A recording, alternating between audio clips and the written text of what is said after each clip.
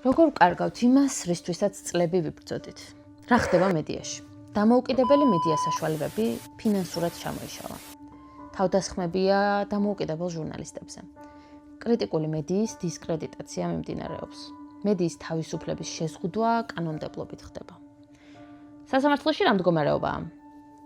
ხელისუფლებას ყავს დანიშნული მოსამართლეები, დამოუკიდებელი მოსამართლეები იდევნებიან, სასამართლო პროცესები პოლიტიზირებულია, ოპოზიციის წინააღმდეგ და სამოქალაქო სექტორის წინააღმდეგ გამოიყენება სასამართლო, საშინლად უსამართლო განაჩენები და მიკერძოებული განაჩენები გვაქვს და ფინანსური წახალისება და გამდიდრება ხდება ხელისუფლების მორჩილი მსახურებისთვის. პროკურორი იქნება ეს თუ ვინ იქნება, ამ მნიშვნელობა არ აქვს.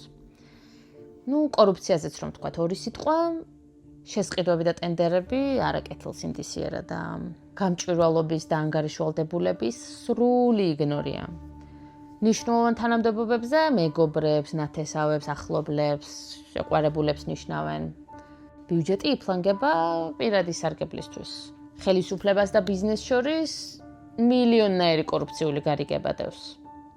სამართალდამცავი ორგანოები სრულიად უმოქმედოები არიან, ან რამეს თუ აკეთებენ, ისევ ხელისუფლებისთვის აკეთებენ. და სახელმწიფო რესურსები მითვისებულია და გაყიდულ გადაფორმებულია მთელი საქართველო ერთ და ორ ლარად.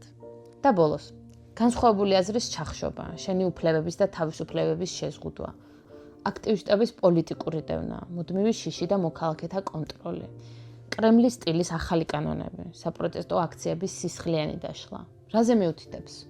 სულ მცირე იმაზე, რომ ვისი მხარდამჭერიც არ უნდა იყო ასეთ ქვეყანაში ვერცერთი ჩვენგანი ვერ იქნება უსაფრთხოდ, კარგად და კომფორტულად.